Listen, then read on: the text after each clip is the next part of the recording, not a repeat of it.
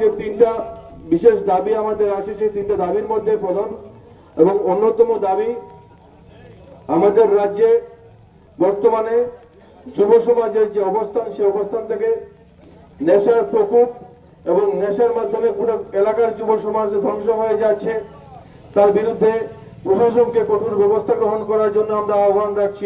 আমাদের প্রধান অন্যতম দাবি। আমরা আহ্বান রাখছি গোটা এলাকার প্রশাসনের কাছে, সিভিল প্রশাসন থেকে শুরু করে পুলিশ প্রশাসন।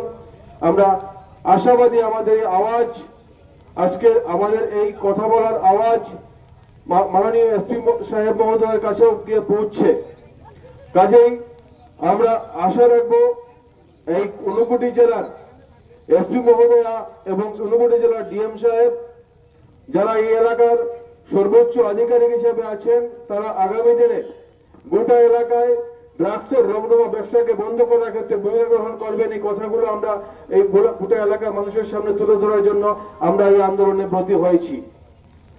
আমরা যে কথাগুলো বলবার চেষ্টা করছি বারবার, আজকের দিনে গোটা রাজ্যের ড্রাগসের রমরমার নেশা বাজারে হাটে বিভিন্ন জায়গায় দোকানপাট খুললে পরে দেখা যায় সেই দোকানপাটের মধ্যে প্রতিটা দোকানপাটে ড্রাগসের বিক্রি চলছে অবারত।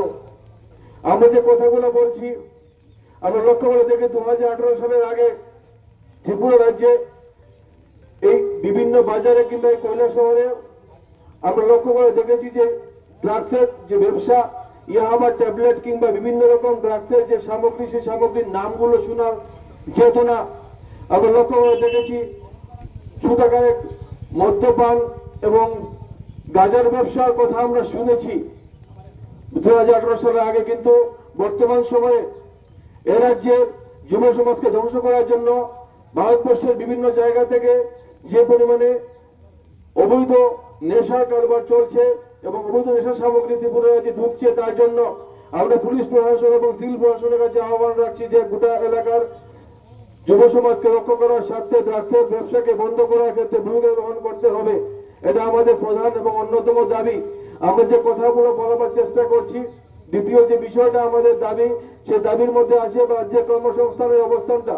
আপনারা জানেন গোটা রাজ্যের অবস্থানটা, ত্রিপুরা রাজ্যের যে অবস্থানটা তৈরি হয়েছে আজকে, ত্রিপুরা রাজ্যের কর্মসংস্থানের অবস্থানটা কোন জায়গায় দাঁড়িয়েছে।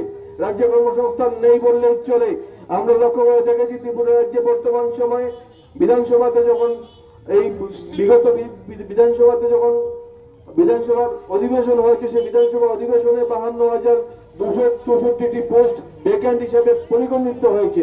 এটা রাজ্য সরকার এবং রাজ্য সরকারের বিভিন্ন মন্ত্রীরা এই কথাগুলো তুলে ধরার চেষ্টা করেছেন বিধানসভাতে, যে বিভিন্ন ডিপার্টমেন্টে এই সংখ্যার শূন্য পদ আছে ত্রিপুরা রাজ্যে।